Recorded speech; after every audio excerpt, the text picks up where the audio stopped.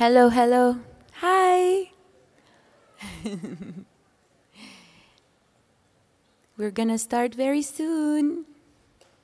Thank you so much, everyone, for coming on a Sunday. I feel like I'm hosting church in this beautiful cathedral. Thank you, everyone. Hi, allow me to introduce myself. My name is Céline Seman. I come from heaven.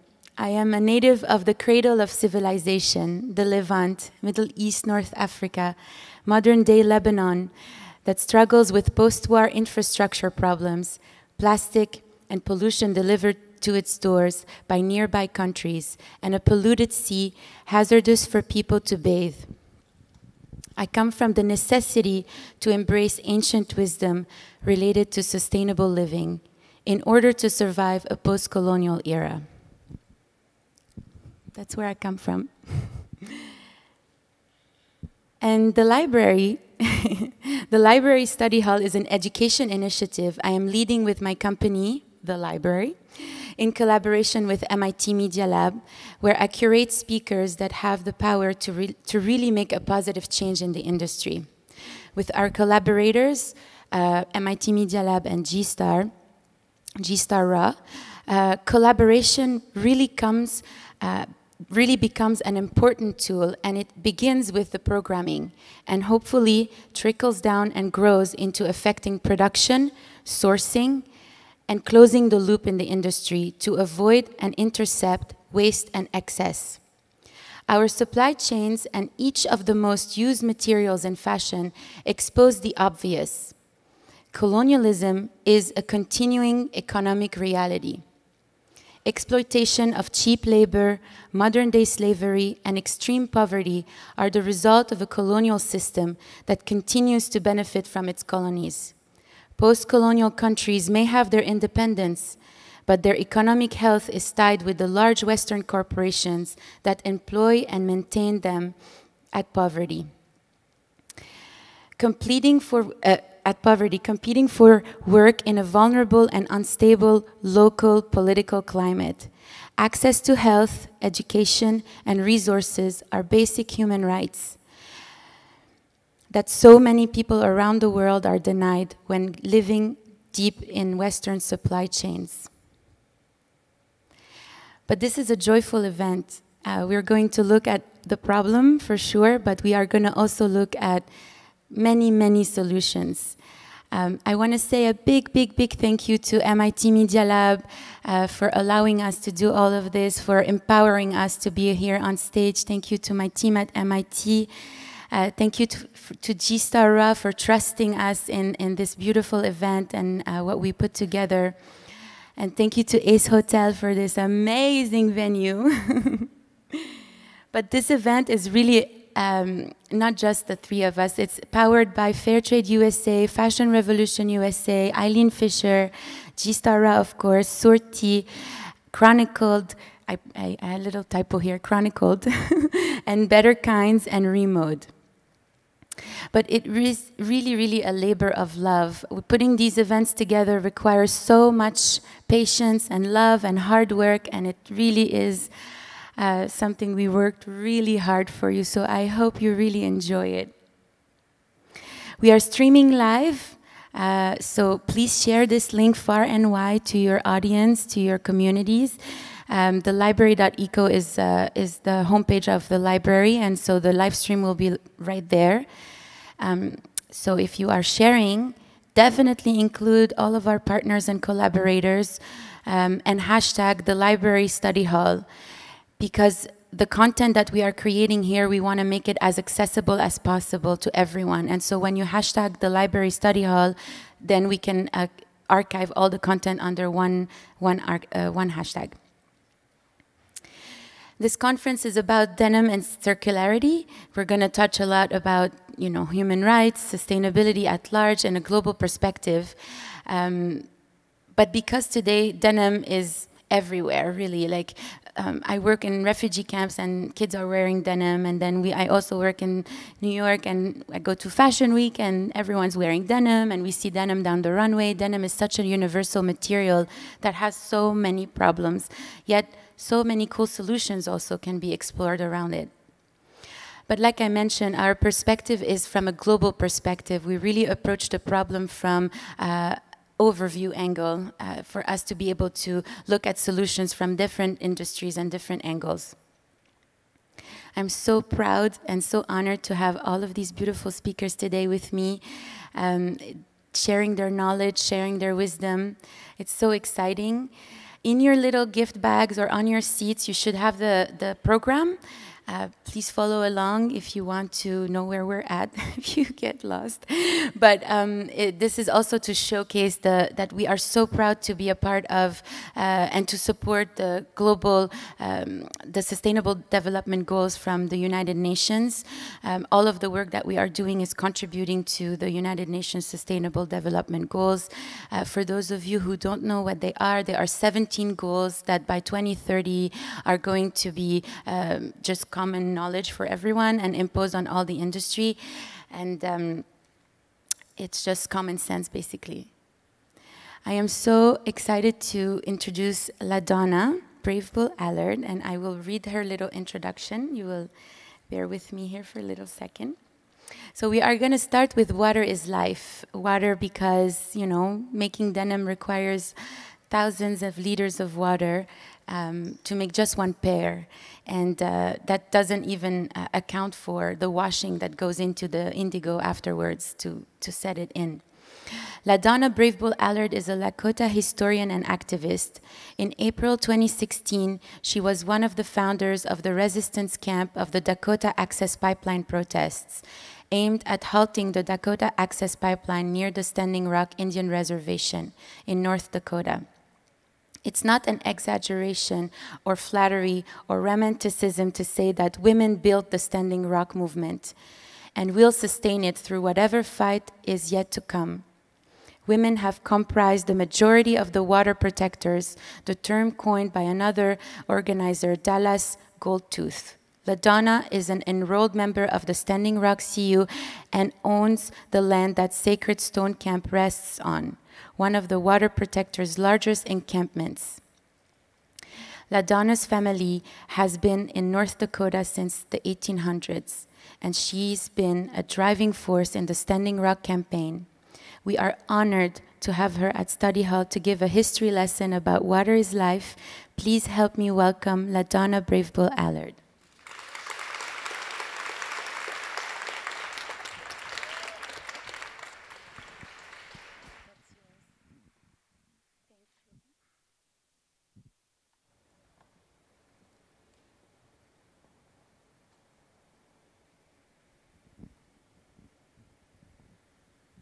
Apetu washte. Mia tamakawa shtewi. Mia ihunktuwa pawashka and sisitan Dakota. Hunkpapa sihasapan Ogwala Lakota. Enrolled member of the Standing Rock Sioux tribe. Good afternoon, everybody. My name is LaDonna Brave Bull Allard. I come from Tatanka Ohitika, Brave Buffalo, who was a spiritual leader in the late 1800s, whose land I am now on, my home. When all of this whole thing started, I want you to know right up front that I had nothing to do with it. When they came and told me that they were going to build a pipeline in my backyard, I tell people, who would do that? Who would do something like that? To build a pipeline next to my son's grave? Who would have the right? Are there no human beings left in this world?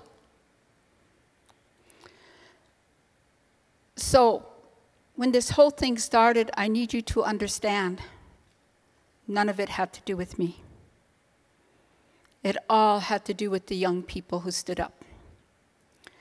We went to the schools and we talked to the kindergarten, to high school kids, and we told them to write down what water meant to them. And from every grade of the school came these 3 words, Miniwachoni, water is life. These are our children. So that became our cry. Water is life. And it came from our youth. And when our youth stood up and put their feet on the ground to run and pray for the water, they became our leaders. When they ran to the camp, from there they ran to Omaha, then they ran to Washington, D.C. I want to make no mistakes. It is them who are our leaders. It is their future that we are looking at. So when it comes to water, why is it important? Oh, wait, I'm in California. Don't you have a water problem here?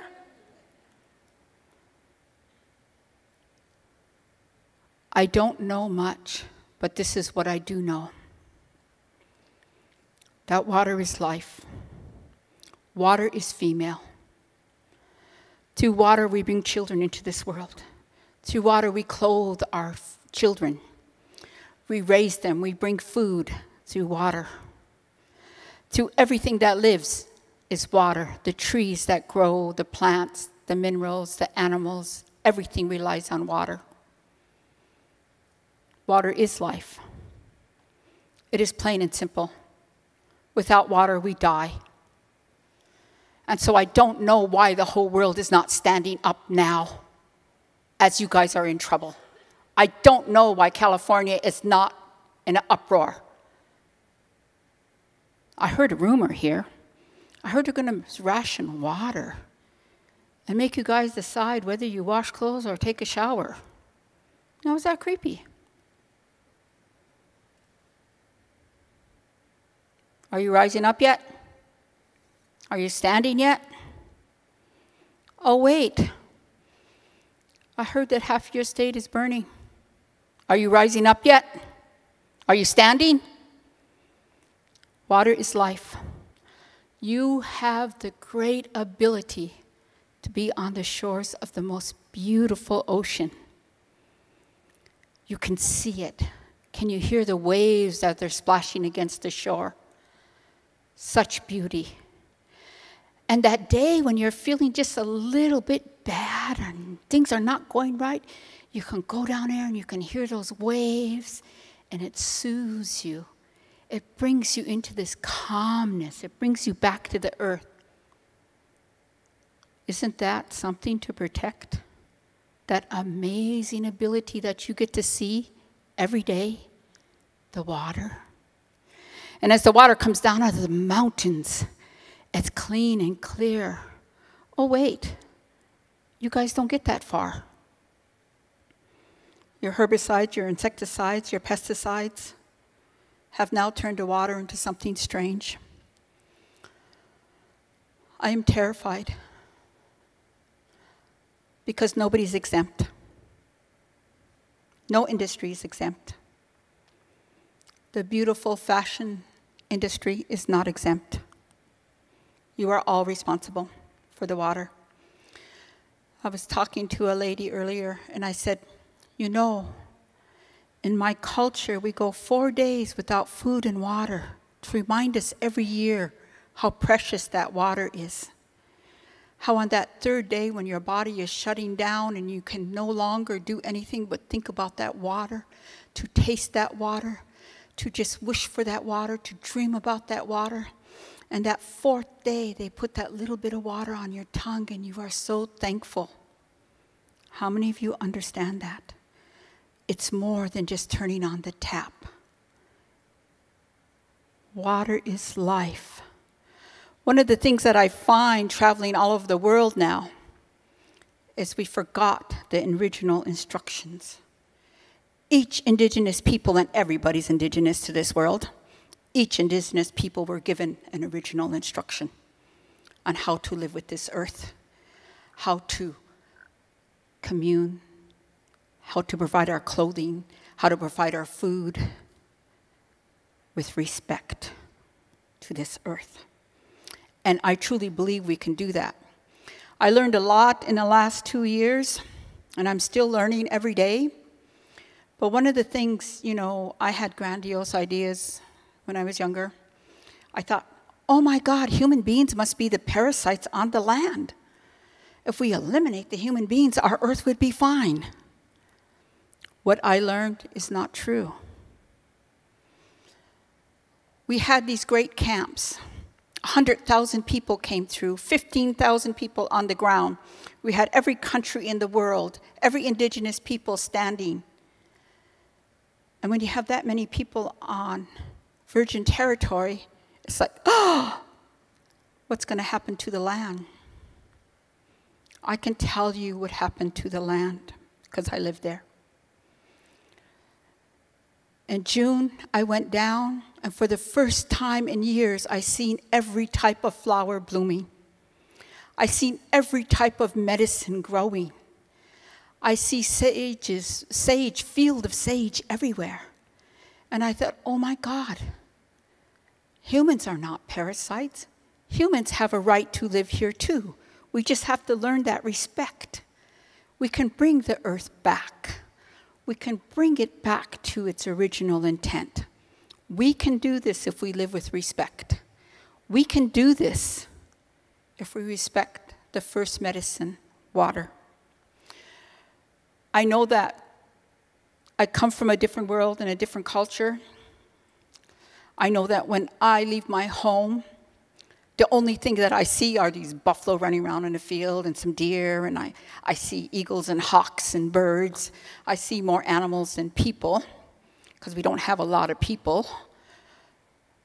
And so I too can take that, what I see out of my own eyes, for granted. But I thought, oh my God, what happens when my grandchildren wake up and they don't see what I see? Then that's my fault. I'm at fault. My grandchildren should be able to go down to the river like I did as a child and haul the water and drink the water. We cannot do that right now. Oil development is above our river. Right now, our fish are mutating. They're coming out with open sores. What kind of world are we living in? We must respect the water. Because if we don't respect the water, we don't respect ourselves. We're going to wake up with sores all day if we don't pay attention to what's happening in our world. Here in California, where do you go to drink water out of the stream?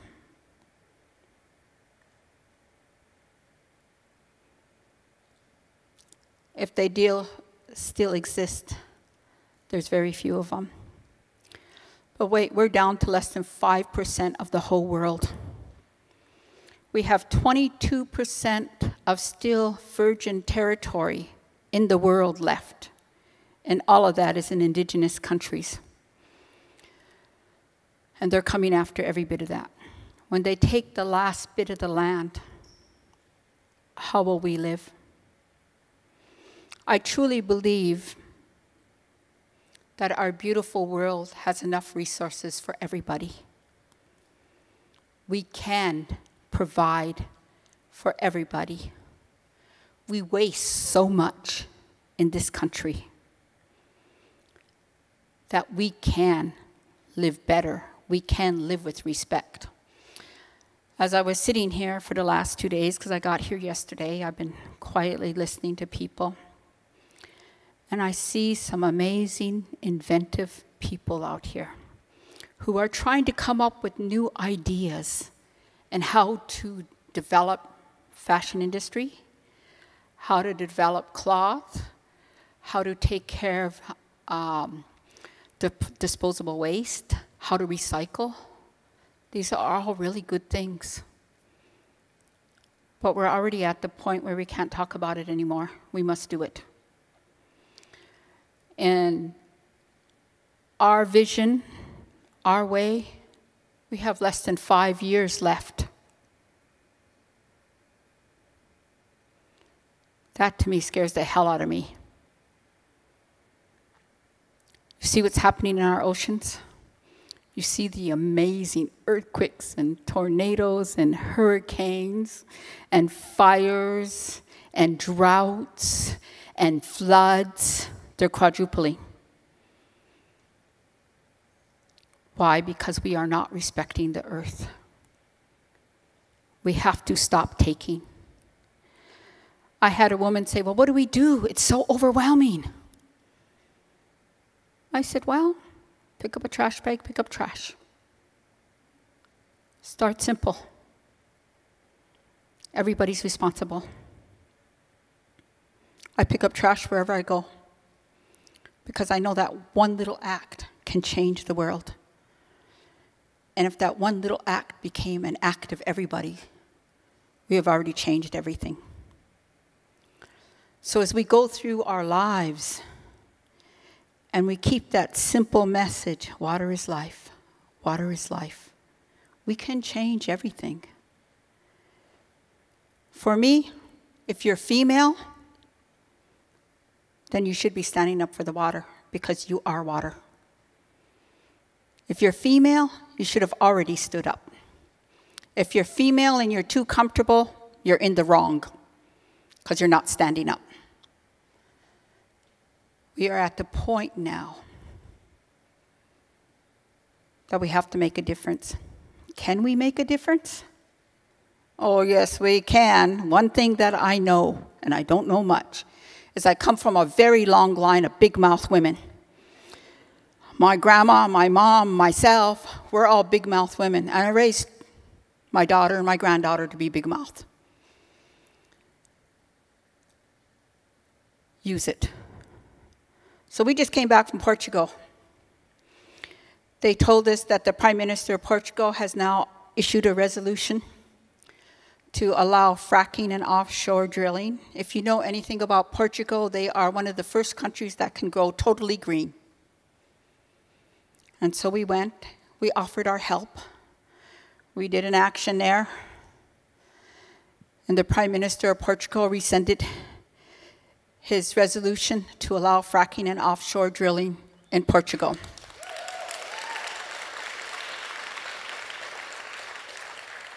If this one crazy Indian woman can get up and say something, so can you.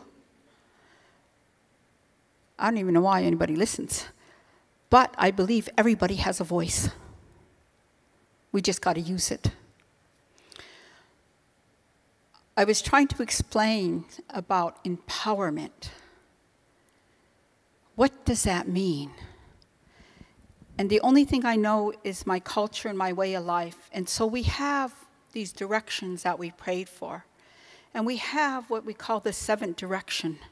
That is ourself. And in that seventh direction, if we continue to heal that, we continue to make that our power. The more we make that in power, we empower ourselves. Then we can stand up and do anything. And I told them a long time ago, I don't care. I don't care anymore. If I stand by myself, I'm standing. Because I can't let this earth go without a fight. I can't let the water go without a fight. Go ahead, I'm old. Kill me. I don't care. I'm standing. And if everybody took that, we could change the world. Change the world so that we could all live with each other. Change the world where race, creed, religion does not stand in the way. That we can start being human beings. In my culture, we're not born human beings. We must strive every day to be a human being, because a human being is a person who has compassion. And you must have compassion for your fellow man to be a human being. And so all of us must strive to that method of being a human being. What kind of compassion do you have? Do you have that compassion for the water? Do you say that little prayer every time you drink the water, as I do? Do you acknowledge the existence of how sacred the water is? Because without water, there is no life. Without water, you have no life. Without water, there is no life around you. And as we see corporations understanding this whole concept, so now you're paying for water? Come on, how creepy is that? Is that not creepy? You took something so natural, so free, and we're paying for it now? Somehow or another, our world has turned upside down. Somehow we lost that seventh direction, that innermost. Somehow we have to put that back in, and we have to empower ourselves to stand up. Stand up for something greater than ourselves. Stand up for the future generations. We are taught in my culture that everything we do, we must think 7 generations back and 7 generations forward. My first great-grandchild is going to be born this coming year. What life will they have? I must do everything in my power to make sure that they could see what I see. Our lives have been extremely devastated as being Indigenous people in America. But I will tell you, we have always been like this. We are only here to help. We have never been an aggressor. We have only been the defenders, and will continue to defend. And that's all I'm asking you. Defend the water. Defend the Mother Earth. And you will find the unity that everybody's looking for. Because water brings us all together. Water has no race, creed, religion, territory, nation. Water is just life. And life is so important. And it seems kind of bizarre that we have to repeat this simple thing. Water is life. But what I do know is this simple message has spread to the whole world because it's something we understand. We understand water. We understand that if we have water, we can grow and feed our families. If we have water, we can clothe our families. If we have water, we can live. That is why it's important in every part of the world. Nobody's exempt. I don't care if you're the federal government, you're the fashion industry, you're the religious industry. No matter where you sit, water is the key and always has been. I was talking to an amazing young man from Kenya by the name of Philip. And he was sitting there telling me, he said, my dream is just to be able to get a drill so I can drill a well, so we don't have to walk so far for water. It's a simple dream. What are people doing for water? There are people who turn on the tap, and there are people who walk 10 miles to carry that water. Why do we have an imbalance when water should be for everyone? So that's what I have to say about water. Anybody want to fight about it?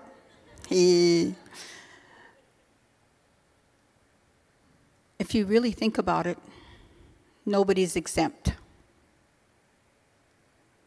If you really think about it,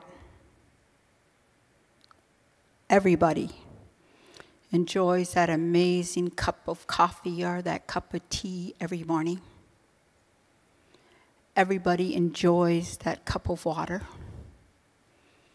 It is not something that's abnormal. It's not something that exempt from one to another.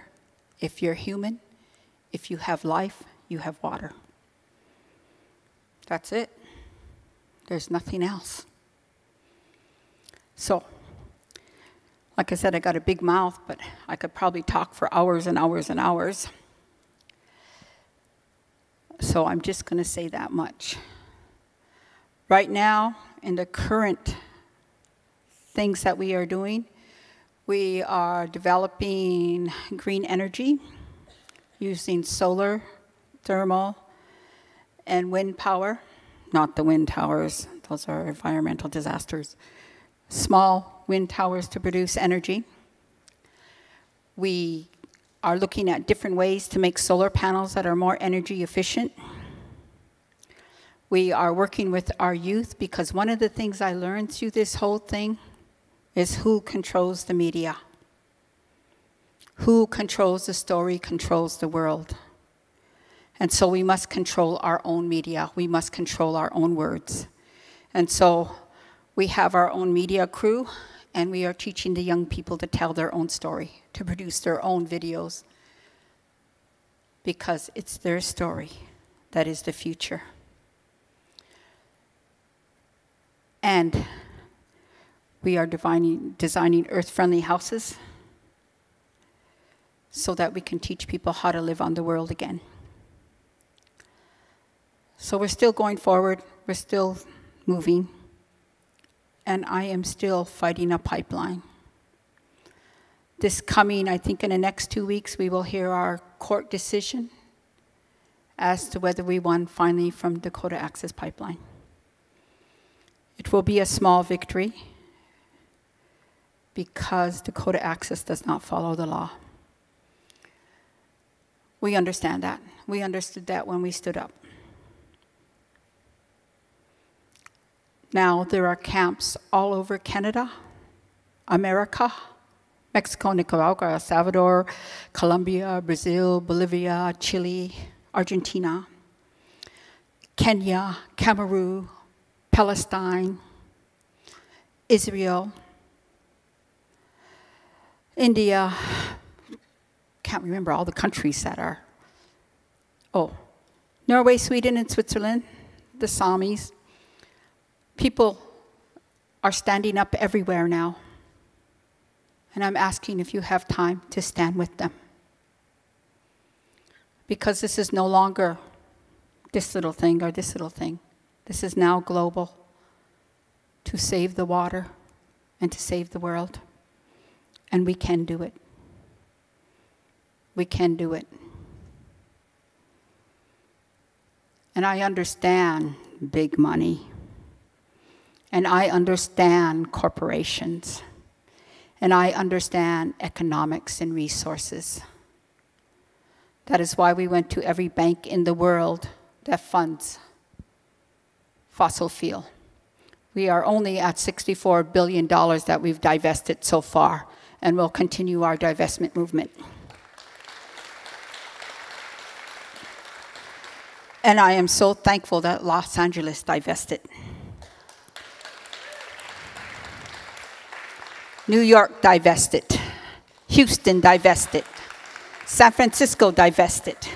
Seattle divested. Along with Norway. Now we got Portugal. We are slowly. Germany is talking about it, but I think we got Germany. But as we go through with our divestment, if you want to change the world, where's your money going? Take it out of the big banks, put it in the community banks, and enhance your communities. Invest in green energy and invest in your communities and your schools if you want to make a change. Everybody is responsible. Everybody can make a change, and everybody can do this. It is not some grandiose idea. It's Grandma who's sitting over there with her pension who takes her $5 out of that bank. That counts. Okay. Hechutualo. That is all I'm going to say. Thank you.